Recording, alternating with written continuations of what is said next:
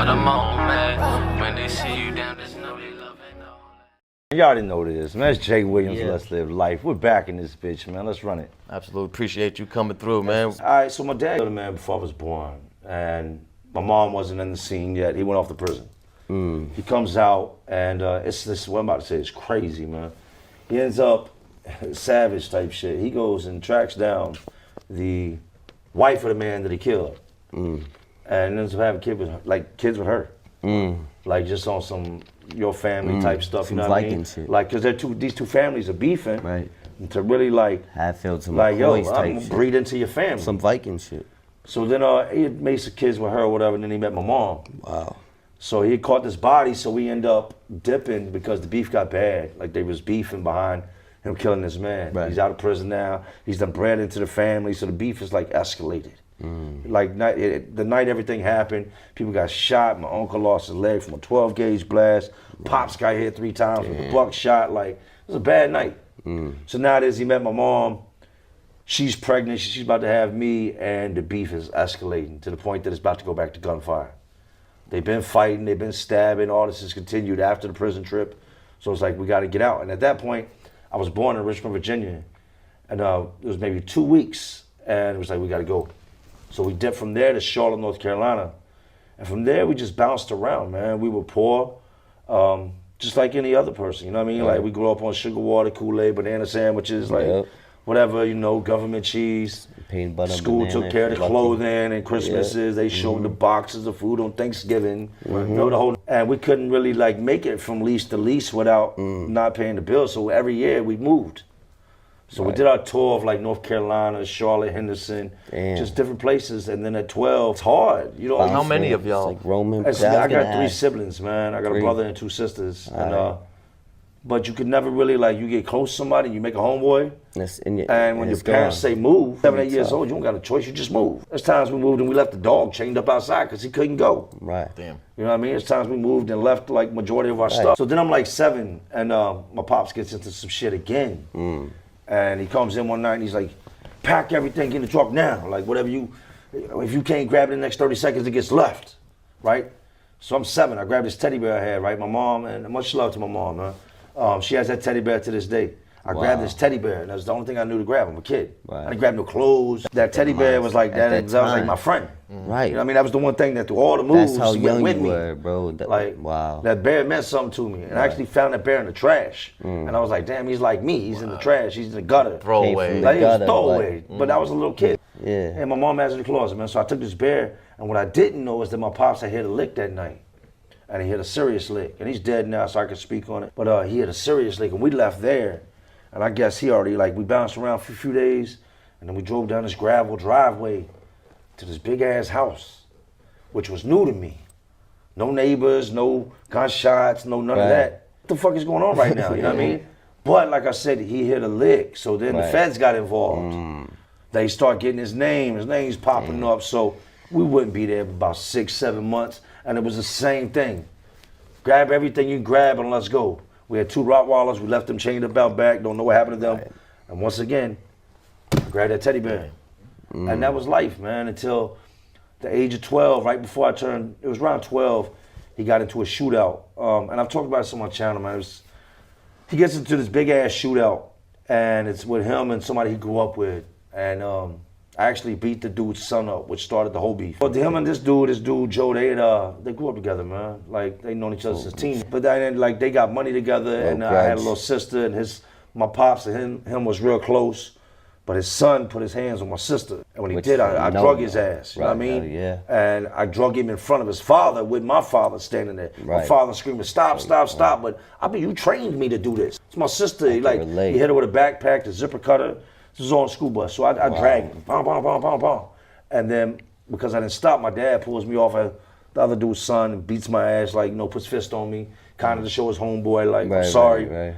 But that put bad blood between the two of them. So that ends up with us, we're in this trailer, man, and just gunshots go off. And they start coming through the wall. And they're in the woods behind where we live, and they're firing. Pops didn't give a fuck about that convicted felon shit. Like, he had gun cabinets, pistols, you name it. He grabs a blanket, throws it on the floor. And I think my mom and him had just went to the grocery store, and he was like, He was telling me, he was like, dump the ammo drawers with the clips in them, dump them on the blanket, because I couldn't tote these big rifles. I'm a kid. And he's loading this blanket up with all these guns, and he takes off running, like out on some crazy shit, out next to this old truck in the street, and he crouches down, he's like, bring the blanket. I'm dragging this blanket, and they're like shooting. Wow. You know what I mean? They're shooting inside the truck, the bullets are hitting it, and I get there, and he would literally he would fire back, and they would fire, this shit felt like it took forever. So it was terrifying, I was a kid. So as he's throwing guns there, he'd be like, that clip. I smack the clip in there, hand it to me, he let off. And after a while, that stopped. It quieted down. But by now, my dad's got my mom. He's got 4 kids. This isn't dead. So it's one of the things. He had a little pool behind camper, man, and he loaded us in there. I mean, this thing was small, like maybe 8-10 foot. It's got a little seating area that's in there, and you put that down. That becomes a bed, and there's a bed in the back and like a bunk bed above it. And so we packed in there 6 deep, and we left Charlotte and came to Richmond, and we lived in my aunt's backyard for a couple months just in that camper, and they got food stamps, and then we moved into a trailer park. And from there, like, I thought leaving North Carolina, because where we lived, it was crazy. Like, I told you, that nice house, that shit was temporary. We go to Virginia, and we got limited funds. We took off middle of the night, ain't like he was stacking bread. Right. And we sat in that backyard in a camper for months until they got us to a trailer park. And this trailer park was like, it was where you go when you have nowhere else to go. So out there, you got all the drug addicts, you got the women that are tricking, you got, like, I had an abusive father that beat on me, beat on my siblings. But I'm not gonna lie to you, when I got out there, it was the first time that I actually, like, I felt like a part of something, because I wasn't like, I was an abused child, a kid that got beat on by his pops. So for once, it wasn't like I was that kid in the school that was hiding the bruises. It was like the majority of the dudes around me were going home to an alcoholic father or a drug addicted father, and they were getting beat. So child abuse in like the trailer park is common. I come home, come home and my eye be black, right? And I win the fight. But you come in with the black eye, it don't look like you won the fight. Catch that ass whooping straight from Pops right to the there. He's putting fists on me, boom, boom, boom. And then it's like, where was y'all at? Who is this? We go up there, he knocks on the door, the father wants to run it, he'll run it with the dad, fight this kid again, or I gotta fight this grown man. So I'm really gonna do you dirty, you know what I mean? Like the first go round, we fought. Pops watching, I'm trying to hawk you, I'm trying to smash you. But we fast forward, man, he died when I was 17. And I'd been left home. And from there, I'd already been locked up, like I'd already done the juvenile stints. So then I hit 18, and it's not, no sooner I hit 18, I'm in jail. So I mean, I was a ticking time bomb to sit at home and talk about plans of college. High school graduations weren't, never been to one of my family's graduations at this point. Ain't got people around me graduating. People are dying, overdose. I had left home, and that's when I really, like, that's when I hit the projects. And when I hit the projects, it was a whole nother word. I posted up and just did what I wanted out there, because that was it. Their main thing was just try to keep the cops from out here. Because everybody's out here getting money. So we don't, like, nobody, if you go rob somebody, get them at the gas station. From there, like, I was always violent, man. A lot of that, like hurt people. Right. You know what I mean? Like, I was a hurt child. Did you take that to school, too? Did you get in fights at school? Because I feel like that's where it started. My first arrest was actually in school at 11. Wow, mine and these too. kids used to try to bank me, and I brought this big Rambo knife to school. Mine too. And I was really, like, trying to give it to them because I was tired, you know what I mean? Like, I done fought y'all till I can't fight no more. It's 3-on-1. This is a day. Every day this is happening. I'm not doing this no more. I'm gonna poke the shit out of it. It's crazy when you're venting violence with violence. Like, you're the only way to release the violence and the anger you have inside of you is to become more violent. But you created more violence. I got a best friend, man. Shout out to Philly, man. Shout out to Brian. He gets out in August, man, after 9 years. Free Brian. My co-defendant on my last case. He's about to go home. But we met when we was young bucks, man. I'm talking about early teens, and I started bouncing back and forth between VA and Philly. So I did a bunch of stints locked up in Philly. The bad thing about Philly is we can go there 5 deep and everybody goes home but me. Because that's just like, if I'm with y'all and something pops off, I'm gonna be the first one to lash out. So you know what I mean? So each time we got into robbing, and it wasn't even never supposed to be robbing. I never expected to rob people. But we have an issue with a dude one night, and dude is, we're at a party and he's just loud with his mouth. He's a bigger dude and he keeps flashing his money.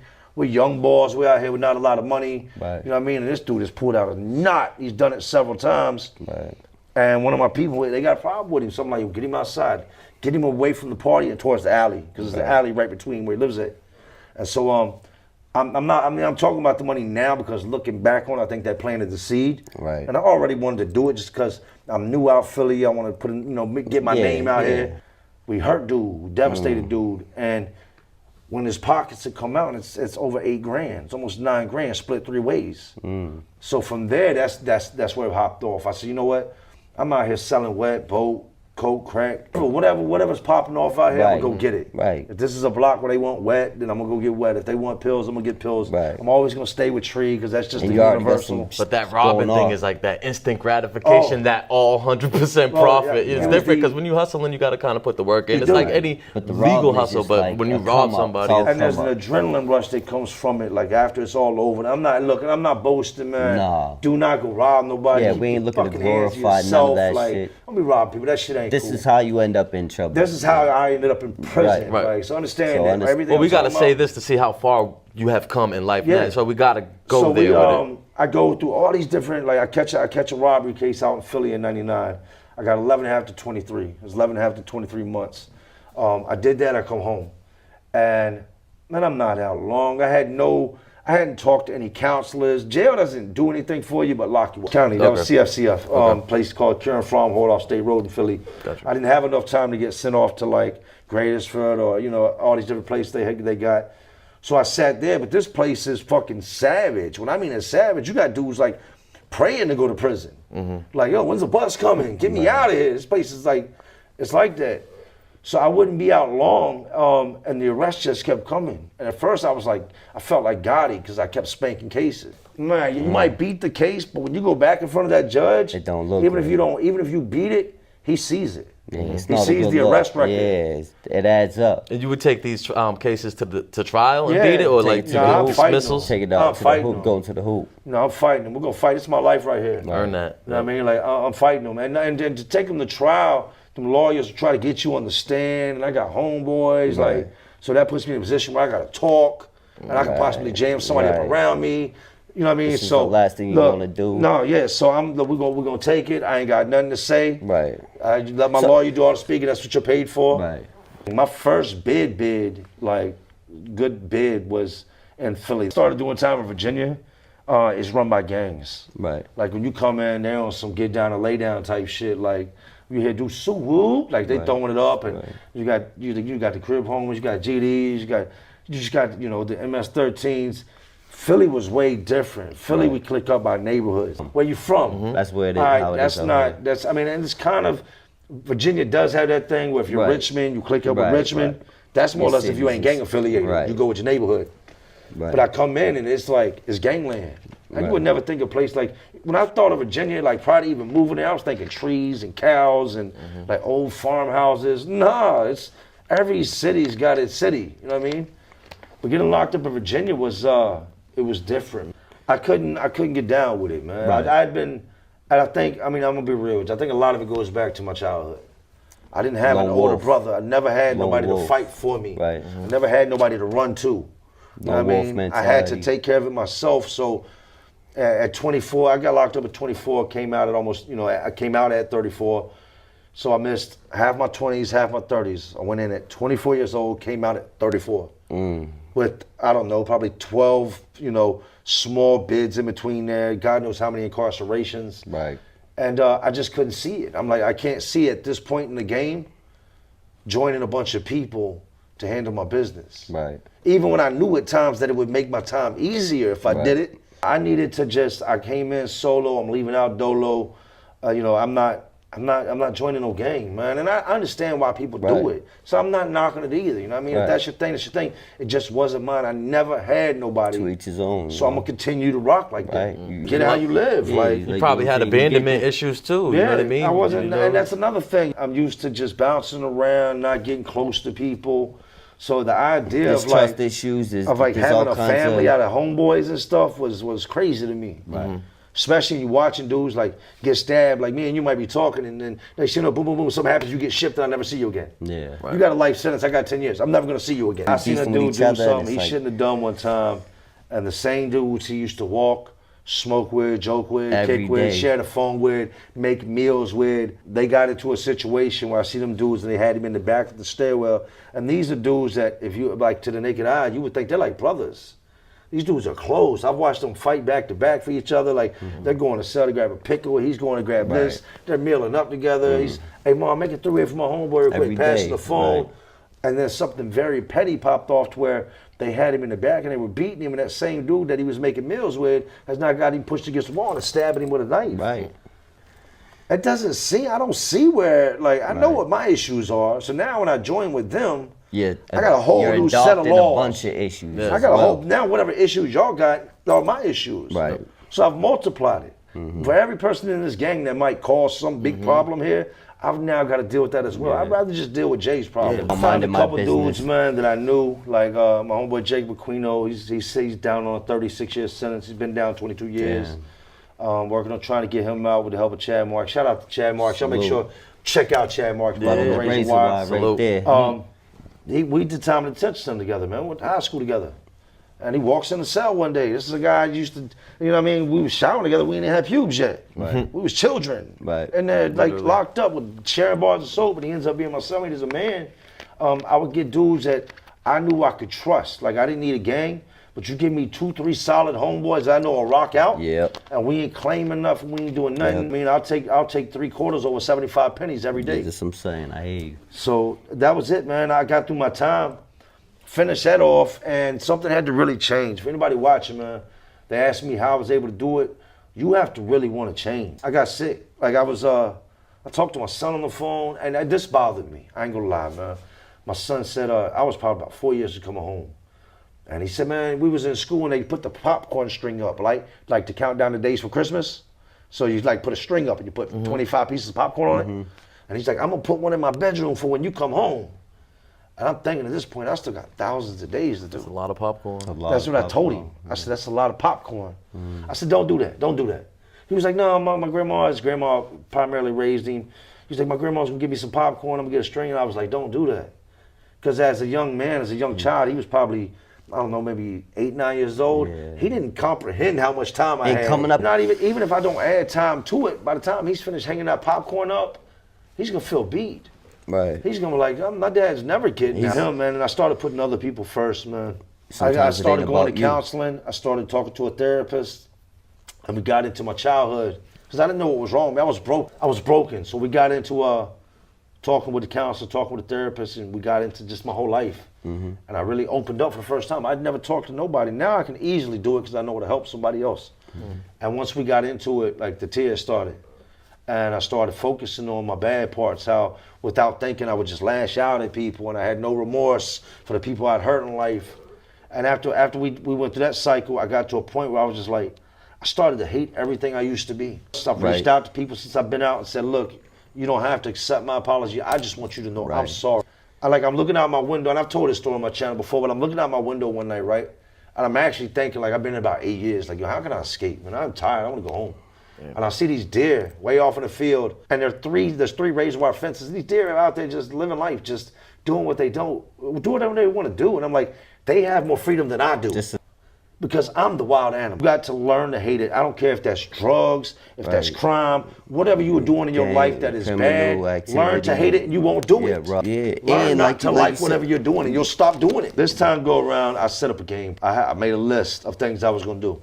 Before you got out? Prior to getting out, I said, I wanna get my fines paid. I wanna get a driver's license. I need to get custody of my son. He's been out there a decade without his dad. Because as of now, everything I've done was pre-planned except for YouTube. YouTube was just a dream I had. YouTube was a way for me to vent. It felt good to reach out and to like get things off my chest to help me with the nightmares. But I knew that I would reach people. I never imagined that it would one day start to be a check. I said, I'm gonna settle down, I wanna get a house, car, you know. So I worked the list, man. I got out, I got a job. I went to day, after 10 years, 4 months incarcerated. The following day after getting out, I went to work.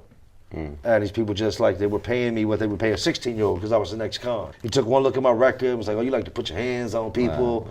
This guy over here is 17 years old and is making four more dollars an hour than me. And like, I'm not a dummy. Like, I worked construction prior to going in. I wasn't just living under a bridge with a pistol, you know what I mean? Like, I worked.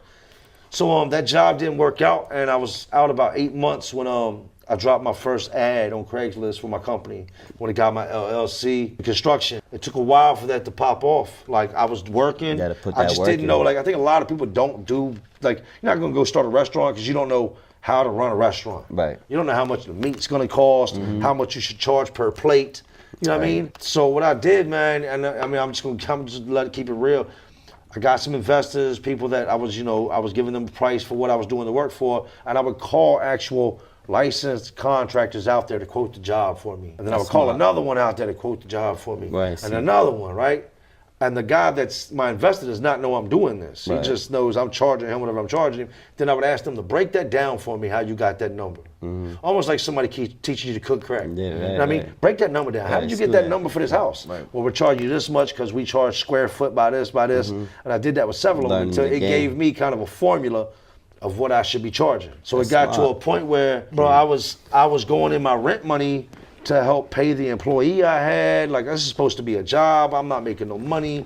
I'm working 70, 80 hours a week. They're making money. I'm negative 400 out the rent. Right. But after I called them dudes out and I got the formula right, I'll never forget, man, I walked in and the wife was like, yo, so we broke again? And I threw like, I don't know, it was like $3-4 grand on the bed. She was like, what's that? That's to pay the guys? I was like, that's us. And from that day forward, I had the number. I had the numbers down. I knew what to charge. I've been cutting myself short. It's like the dope game. Instead of selling $50 grams, I was selling $5 because I didn't know what I had. I was selling myself short. Right. You fast forward, 2015, the company takes off. And by 2020, when I started YouTube, I've got 12 employees, 4 trucks running, a warehouse. Like, we're living. When we were living in the projects. When I got out, we went where we could live. We moved into the projects. So I got us out of there and into a nice house. My youngest son was born in 2017, and that was a big motivation. Bless him. I never got to be a dad. Right. And sometimes we don't know what our gifts are. Right. Like you might think your gift is rapping, you might think your gift is this, you might think it's that.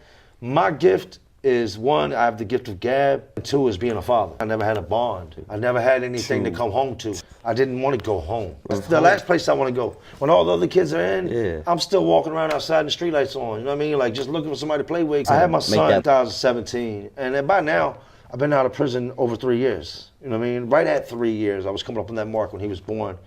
And when I had him, that was when life like clicked for me. I didn't see it with my first son because I wasn't there. Right. I was in and out of jail. I was robbing. I was selling this. I was selling that. Like I was a no shit. I wasn't a dad. I was a dude that had a baby mama with a kid. With my second son, it was way different. I changed diapers. I watched him be born. I would leave out that door and I couldn't imagine not coming home. There's nobody out here that's gonna make me do no crash out shit because he's gonna be waiting on me. He needs me. And that's what I needed my entire life was I needed to be needed. I was not needed at home. I wasn't. My mom had to deal with my dad and his craziness. My brothers and sisters were going through the same thing I was going through. We weren't, we cried on each other when we got hurt. That would explain like my trips back and forth to jail. Nobody needed me. So I'm gonna do what I wanna do. And it showed me a lot about homeboys. Like people will claim to love you. Go do a decade and you'll see who really loves you. I had 2 people, man, my whole bid. And I'm not talking family, I'm talking about that weren't blood related to me, that stayed up with me. And one of them was a girl that I'd been messing with prior to. She took the whole 10-year trip with me. I wouldn't be with her just because I didn't want to make her feel locked up. She didn't deserve that.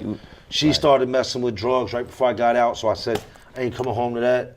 Sorry you been around this long, but you're doing things I can't do. I can't come and be around that. She OD'd and died last year. You would see her and you would be like, there's no way that girl was sticking a needle. That girl was smoking a pipe. You would see her and you'd be like, there's no way she was doing that. So when I got the news, like she came to the visiting room and I was still locked up and her hands were wrapped. And I was like, what's up with your hands? She was like, I burnt myself for work. And I'm like, yeah? Let me see your hands. Her hands were abscessed. And it was somebody close to me in the streets that had been serving her and turned her on. One of my homeboys. One of them dudes that's, I see when you get home, one of my aces, all he cared about was a dollar sign. He turned her on. I said, that's gotta stop. Like, I can't come home to that. After 10 years, I can't come home and stay with you and you got, what's going on at your house? This is how you showing up here. So I split ways with her. And yeah, man, she died last year. I've been out now since 2014. I'm still finding out about people to this day that are dead. So I don't know a lot of what's going on in the street. Somebody might have died last week. I don't do that. So I won't I have to bump into somebody. The only role model I ever had was an uncle, man. And I think I was probably 11 when he stuck a shotgun in his mouth. Damn. And I remember going to a funeral and like rubbing his head because it's my uncle. and knowing that the top of his head was puttied, and I touched it and it kind of caved in. And you see the crack marks around it, you see the makeup move. Bro. And at 11 years old, that's when I was like I felt like, I knew it was my uncle, but I felt like I fucked up the whole presentation of what he was supposed to be. Yeah, like what my uncle said, he was one of my true role models, and him and his wife took the kids and left, and that was all it took. Wow. She took his reason. Wow. Like we just talked about reason. I've been there, she took his reason. When she took that reason, he was like, I don't have no reason to be here no more. And he sat in that chair and he loaded that double gauge and just, something that's really kept me grounded. Like I said, I didn't have nobody there for me. Is I gave certain guys my word when I left. I said, I'll be back in touch. And that's worked good for me because I get to talk to them and know that life that I left is still there. Grounded, keeps you humble. It keeps it very fresh and it's there when I'm on the phone. He brings that up a lot too. And I hear them say, still. in the background, you hear the loudspeaker, 5 minutes till child, 5 minutes till lockdown. And instantly, I go from sitting on my cell phone in my car, remembering being on that side of the phone. So that's been a big thing for me is don't ever forget what you've been through or ever forget where you come from, man. Like, in the moment you do that, you're destined to go back. I love this life. YouTube gave me a way with the counseling. I did take counseling like the last 2 years. Like I was psychiatrist. Like I said, when I came home, I'd just go around and cut everybody off. And now I run across people that I cut off and I see why I cut them off. Because they're doing the same thing they were doing before I was in prison or 10 times worse. You know what I mean? And they see me and the people, man, you changed up. You're right, I did. There's no such thing as content with me. Like, I've still got dreams on where I want to be and I'm nowhere close to it. I don't have to do construction, but I do it because, why would I want one bag when I can have two? But I want to reach a larger scale of people. I wouldn't usually sit with somebody and talk to them about my life. But when I would turn that camera on, I look into that camera and I would really I talk to the camera. And sometimes after talking, like I do, especially after I have a nightmare or something, I would go straight outside, right? And I'd go to the garage and I would turn the camera on. And I would go straight into the story that I was just dreaming about. This stuff I don't talk about. And I would share that story. And then I would publish it. And that nightmare would go away. It was almost like I released it. You know what I mean? Like I let that spirit go. And then there was a better part that came was when I seen that I could help others. Because at first it was just helping me. But then I had people hit me up, how did you stop doing this? How did you stop doing that? And I was able to give them advice. And when they reached back out, and I had a dude jump on one of my lives one time, man. I've helped a lot of people. And the dude said, look, man, I need $50. If you cash out it to me, I'm going to get my hair cut and I'm going to get a pair of work boots. And if I can look presentable tomorrow, I can get this job. Now, in my mind, I've had people play me before. I'm on StreamYard on YouTube, and I just let the viewers join in. And this is a black dude, right? And he comes in, he says, I don't know if you remember me, my name is such and such. And he said, I want you to know I got that job. Word. He said, I'm not living in my car no more. This is my apartment, man. Those are my kids right there. I got my life back together. And in that moment, I was like, yo, this shit is bigger than me. It's bigger, right? It's bigger than me. I've had people hit me up and say, I watched your video and after 12 years, I put that needle down. I put that bottle down because you said stop. I tell people, you'll stop when you want to stop. And you won't stop. And what's stopping you from stopping? Stop. Right. Stop today. Don't stop tomorrow when you're already zipped up. Don't stop when the hair comes on. Stop now. If you're going to be sick, all right, tomorrow I'm going to be sick. Do it. Having people reach out and let me know that, like, what you're doing is helping me, that was a big motivation, man. And then, why lie? Then there's the money that comes with YouTube. Yeah. Getting paid from Google and Google AdSense. And that's what it is, man. I try to just be the best version of me. You know me. Like, I'm the same dude on camera that I am off camera. I remember being this small channel and nobody would touch me. What advice do you have for somebody, maybe a small channel or just starting out, or what would you do differently? Now, first of all, if you're not entertained by your own stuff, nobody else is going to be. Good quality. If you make a video and you put it out, you gotta want to watch that video. Even halfway through your video, you're like, I'd rather do something else. That's how everybody else is gonna feel. You know what I mean? Like, you really have to be able to entertain. So put out a video you want to watch yourself, it. And if it's something, and the crazy thing is the video that I went viral off of. I did a video ripped in a prison shower. I had a flip-flop Marquise on 24s at the time, right, with a different paint job. And that morning, that story had been on my mind, and I did the video. And I watched it after I did it, and I was like, it was at the point where it was like post or delete. I was headed towards delete. I debated hard, and I didn't want to post the video. I'm like, it's like divine I don't want to talk about this, man. But you know what? Post. That video changed my life. And I had a little alert that used to hit when I would somebody would comment. Now I've got the alert turned off because I get so many comments a day that it's a distraction. The phone wouldn't stop making a noise. It's impossible. But that night, that phone, after I dropped that video that morning about 7-something, about 7:30, 8 o'clock that morning, uploaded it, so it actually hit about 11, 12 noon. The following morning, man, my phone started waking me up in the middle of the night. It was making alerts. I'm like, what the hell is going on? And I pick up and I look at this video, and this video is already at 250,000 views. And I'm like, my phone is glitched. I don't want to be that dude that, like, because I did reach out to people. You go back to my child, that's all I've ever known is go get it. Right. Like I said, I didn't have anybody else. Yeah, we weren't in the position where we were going to school in Jordan. If you wanted it, you had to really get out there and hustle and then not lie and be like, oh, my homeboy outgrew him, he gave them to me, or his mom bought them for I me. can relate. So you get to later in life to where I'm at today, and it's the same mentality. I'm gonna go get it. You gotta believe, man. You really gotta believe. And what I believed is that I was helping people. I believe that. I knew that all I was doing was helping me. You know what I mean? Good, and I man. believed, like, I saw my dream. And I had so many people after I took off apologize. Like, damn, dog, like, I didn't see it. And I'm like, well, it was my dream. Yeah, it was my wasn't- dream. I yeah. see it. Like the same people that didn't give two shits about me now, everybody's hitting me up. Like I legitimately have really no family now. You know what I mean? The little bit of friends I did have, I don't have no more because it went from they loved me for who I was to what can we get from me. I had people hitting me up talking about they need this, they need that. You know what I mean? Like, and you help them with it, and next week they're in the same position, and they didn't go get that. My kids, they gave me that, man.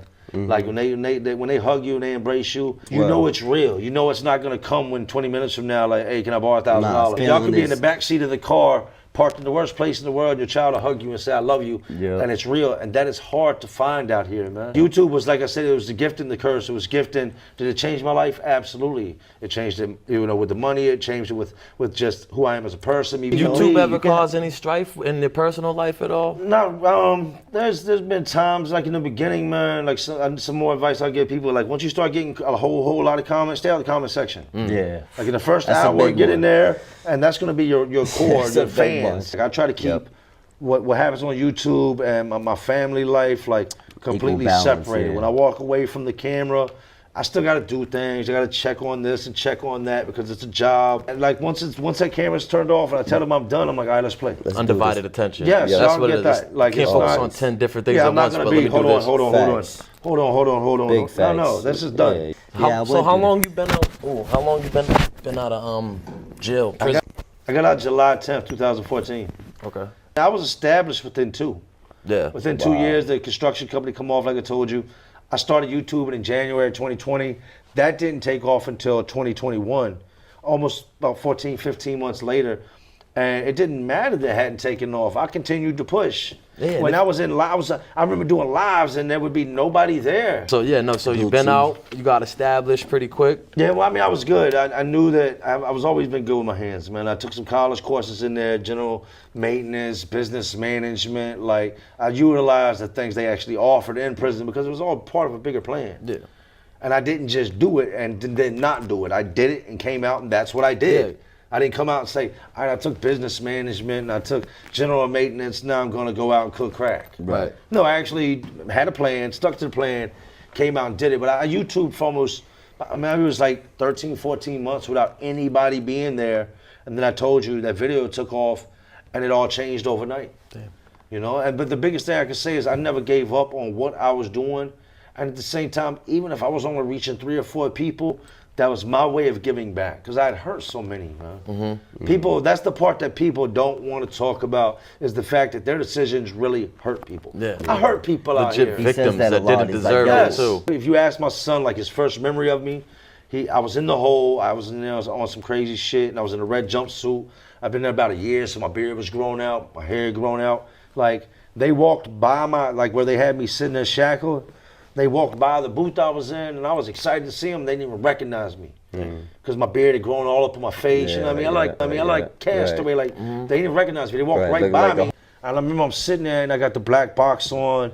I'm high risk custody at this point, so I'm sitting there and I'm talking to my son. He's like trying to look over, like, why's his hands down there? And what it was is my face was itching, and I couldn't itch my face because I had the box on. So I was like, trying to itch my face, and he saw the bottom of the cuffs, and he was like, what's that? So I just stood up, and I said, this is what it is. I said, I'm not at work, man. I hurt somebody. I made some bad choices in life, son. Don't do this. So I got out, and I hugged him, right? And I never made a promise. Like, my dad broke every promise he ever made to me. Every promise he ever made to me, he fucking broke. And I told myself, I will never be a liar. won't be a lie, and if I make a promise, I'm gonna keep it. And I got out and I hugged my son, and I looked at him with tears in my eyes, and I said, I'm sorry. Everything you've gone through is my fault, because I should have been here. I said, but I'll never leave you again. That's real. I'll never fucking leave you again. That's real. That's accountability. And, he looked at me, and I could tell he was scared, right? He was scared because he had never had a dad. Right. We fast about 6-7 months goes by after that. I had my son live. I had gotten a house. I got this DeVille. I got my license, my fines paid off, all that within the first 90 days. I had my son with me. He was sleeping on the couch. My baby daddy was sleeping in his bed. Like, my son's sleeping on it. Like, he's got his own room now. He's got the new PlayStation that came out. This is within 90 days of me getting out. I didn't push it. I didn't shut it down, right? So there comes to a time where me and this dude get to fighting one night, and I've made this promise to my son. And he sees me and this dude pop off, and there's nothing I can do about it. I've got to handle this. You're not gonna put your hands on me. And my son's in the car and he sees it, and I get in the car and he's in the back seat and he's shaking. Oh man. And he's crying. He's about 13 at this point. He's holding his hands and he's shaking. He's crying. I'm like, what's wrong? He's like, you're gonna leave me again. And I said, hold up, man, hold up. So I got out the front seat, opened the door. I said, get out, get out, get out. Come here. I gave him a hug. I said, I'm not going anywhere. I didn't do anything. He did that. I didn't just break a law. I defended myself. I'm not going anywhere. And that promise, I chalked that promise up to my son, to Isaiah, to him, man, my firstborn. That promise meant a lot to me. That promise, it does a lot in how I move and who I am. Like, they remember going to his whole house and pulling up in the gravel and the cats being everywhere and the dirty diapers out beside the trailers for 3-4 years, and they pull up and they're like, part of y'all rent. Like, this is our house. I need them. I can't let them down. If I fail, this shit's bigger than Nino Brown. It's just bigger than New Jack City. It's bigger than that. It's if I fail, a lot of people fail. Who's gonna pay them bills? Their whole life is gone. Life is, they know it. They can't do what I do. Not to say they're not capable of great things, but the bills that I gotta pay them off. There's no way a woman, if I was to disappear, and these children are gonna be able to take care of the bills. I fucked everything. You don't give up. Nah. You keep going. Like I said, and I'll say it again, I'll say it again, I'll say it again. It was always my dream. I don't see what you dream at night. I don't see what you dream at night. I don't know what y'all dream about. This was my dream. You know what I mean? The difference is I do my dreaming while I'm awake, and I take those dreams and I turn them into something. All this is just part of a bigger blueprint that I once put together inside my head and that I've checked off a list, piece by piece by piece. If I can make money out of nothing in the streets and I'm doing it all illegal, and I can make large amount of money at being a criminal, apply that same mindset to something positive. If I can sell drugs, I can sell construction. Like even my role models. Like I'm Jay every day, man. There's certain parts of me I just can't change. I can't change the way I talk. I'm not gonna change the way I dress. I am who I am. I want to get rid of the bad, pulling the weeds out, man. I want to pull all the weeds. Addition by subtraction. That's what I always say. Addition by subtraction. If you cut out the bullshit out of your life, the alcohol, you know what I mean? You're good as you are. It's the bullshit that you're doing that, you know what I mean? That you really that's the recipe for disaster, man. You can't think that you're gonna run around drunk all day. You're gonna run around blitzed off this, blitzed off that, and you're gonna get shit done. You're not. Because once it gets a hold of you, you're gonna start chasing it, you're gonna start making mistakes, you're wasting money, like you're wasting time. Cut all that shit out your life and really focus, man. Really, really focus on what it is you're trying to do, and you'd be surprised. So what's the future hold for you? You say you're just getting started, man. What do you see yourself doing, man? Coming up, what's some big things you working on? I want to help more, man. Help more people. I want to help more. Like I got a homeboy. Shout out to my homeboy Kevin, man. He wants to get into the rec centers. We want to do the, not just the rec centers, but somewhere to put the teens when, rather than being like us out there just running the streets. Almost like the boys gyms, and girls clubs, boys, girls gyms, clubs, nonprofits. Like take the money and put the money back in the community to give them somewhere to go. That's dope. I want to get into TV. Like I've got a homeboy, Adam Choi, I'm not gonna say homeboy, I met him through YouTube, that's writing my screenplay. Like I want to get into TV, I want to get into acting. There's just so much more I want to do so that I can reach the world. I want to grow, like I said, man, I'm the type, I want to pull all the weeds out the garden so you can see all the flowers. I'm constantly pulling the weeds out of my life so that you can see what I really am, man. But I took a hit. Like I got hacked, and when I got hacked, that shit was ugly. Yeah, I watched my subscriber count went boom, and it plummeted. Yeah, people 30,000 the first night. People I were lost. Scared, And the money that they took, and I had people trying to donate. It was right before Christmas. I had all these people trying to donate, and I wouldn't take $1. No, you want to know the scariest thing is? It was like when you're fighting an invisible opponent. The first part came out of Russia. The second part came out of India. And that's what happened, man. I started the second channel. Talk about a bounce back. Yeah. That was a major bounce back. Yeah, it's broken, man. When I went to Twitter, I read dudes comments, and they said I never got my channel back. The one thing I seen that was different between me and them was they quit. They quit fighting for it. They gave up. You didn't come this far just to go back. The destination's closer than where you started from. You know what I'm saying? It's always closer. And we learn not to accept defeat, man. You know what I mean? You're not gonna beat me that easy. Like you can take the money, but you can't take the dream. Yeah. You know what I mean? You can take the channel, but you can't take the man that made it. I made it once, I'll make it again. Let's go. The second channel, I ain't even post 2 in months because I got a whole different dream for what I'm gonna do with that. It's already there. I think the channel's at 20,000. It's just sitting there, but I've got a different vision for what I'm gonna do with it. Right. And when that time comes and that I'm getting there, then the world will see, okay, that was what he was talking about. You know what I mean? If you're cool with just being a worker, then quit, go find a job. If you're gonna be a boss, like there's a lot more. And even with all the books, not everybody can be a boss. I've had to fire family members, so I'm not just losing an employee, I'm losing a homeboy I've had for 25 years. Like, it takes a certain breed of dude. I'm not firing people and tell them, hey man, hit me up later, we'll smoke a blunt. First of all, if you ain't got control over your life or some type of presence, like you're not good at just taking control of situations, being a boss now might not be your thing. You know what I mean? Because you're gonna constantly, I'm the guy that has to know what to do when nobody else knows what to do. It's a position where you're constantly like having to solve problems. It never stops. You got any advice for somebody, man, they just came home from jail, man? Don't give up, man. You didn't give up when you was in there. Don't take no for an answer. I had a lot of doors shut in my face. A lot of dudes look at me like I was crazy. And I wouldn't take no for an answer. You know what I mean? Just you always, like I said, don't ever think that being in there is better than out here. On my worst day of being out here, man, I would still rather be here. You know, because you can go back to that lifestyle, and they don't. That's like Motel 6. They'll leave a light on for you. And don't go back to that way. Don't go back to the lifestyle. Think about the people that really need you, man. Because when I left a mother behind that shed tears, real tears. That she gave birth to me, and she's watching them. Like she buckled in the courtroom when they called out a 40-year sentence, and then they started suspending it, and we didn't know what I had. Now we're costing money instead of we're especially as men, we should be the ones making the money. And it never adds up. If you told me, hey, I got a $40,000 lick right now, no. Because I'm going to look at how much is the lawyer, how much money could I have made this year, how many years am I going to be gone. You couldn't pay me $40,000 to go to prison for a year. I've met dudes that said they would give any amount of money, they would give a body part.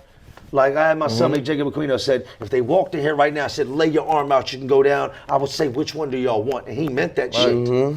When you go to prison, all this is gone. The option is just pick up a house knife, a steak knife, and cut your dinner. Gone. The sense of being with a woman, making love to a woman, or actually being there to watch your kids run around on their birthday. Eat the food you want. You know what I mean? Smoke the weed, whatever it is. Yeah, like, fighting dudes behind soups. Right. Fighting behind soups. And then at the end, the whole time you're doing all this, the people that really love you, where are they at?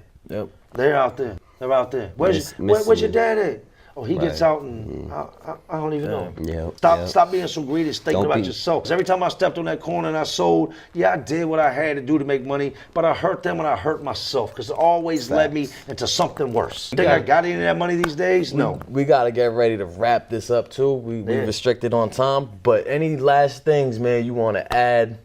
You want to say to the camera before we let you go, man, and before you even get into that, we're super grateful for you coming up here. Thank you so much, bro. I appreciate y'all. Thank y'all for having me out. Yo, we appreciate you pulling up like a true boss. Don't give up on yourself, man. Yeah. You mean right when you think things are at their worst and it might just not happen, that might be the moment when everything happens, man. I know that's right. Believe in you. Do what you want to do. As long as you ain't breaking the law, man. You never give up on your dreams. Do it while you're awake, not while you sleep. You already know. So, you know what it is. It is what it is. What's next is what you make it. Make it. I'm Bobby Lucas, B. Luke. Ronnie Blue Eyes, Scandalous World. Salute. Jay Williams. We out of here. Peace. Bounce back, you got a moment when they see